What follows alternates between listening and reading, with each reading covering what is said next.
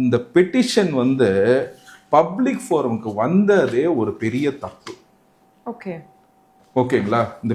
அதாவது இது எவ்வளவு ஒரு கீழ்த்தனமான, இது யாரு வெளியிட்டு இருந்தாலும் சரி, எந்த நோக்கத்தோட வெளியிட்டு இருந்தாலும் சரி, ஒரு பெட்டிஷன் வந்து வெளியில வந்து பப்ளிக் ஃபோரமுக்கு வந்தது ஒரு கீழ்த்தனமான ஒரு இது என்னன்னு கேட்டீங்கன்னா ஹென்ஸ் ஈஸ் இன்டு பாலிடிக்ஸ். இன்னைக்கு வந்து பாத்தீங்கன்னா நிறைய ஆக்ட்ரஸ் இருக்காங்க, நிறைய இது இருக்காங்க. இப்ப நம்ம வந்து சினி ஸ்டார்ஸ் இப்ப ஒண்ணும் இல்ல, நம்ம ரவி மோகன் அவங்க இதா இருக்கட்டும், தனுஷா இருக்கட்டும், ஏஆர் ரகுமானா இருக்கட்டும், யாரோட பெட்டிஷன் ஆச்சும் வெளியில வந்துச்சா?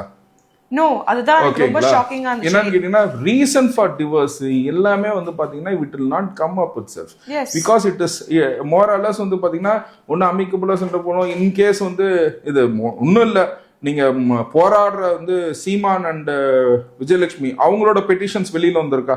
ஓகேங்களா? அதாவது சுப்ரீம் கோர்ட் வரைக்கும் போய் மன்னிப்பு கடிதம் எழுதி கொடுத்தாரு சீமான். இவங்க வெளியில வந்து இவங்க ஒருத்தர் பேசிக்கிட்டாங்க. ஓகேங்களா? பெட்டிஷன் வெளியில வந்துச்சுங்களா? இந்த பெட்டிஷன் வந்து கோர்ட்ல இருந்து வந்த பெட்டிஷன் கிடையாது. ஏன்னா கோர்ட்ல இருந்து வர பெட்டிஷன்ல வந்து பாத்தீங்கன்னா போட்டோ ஒட்டி அனுப்ப மாட்டாங்க.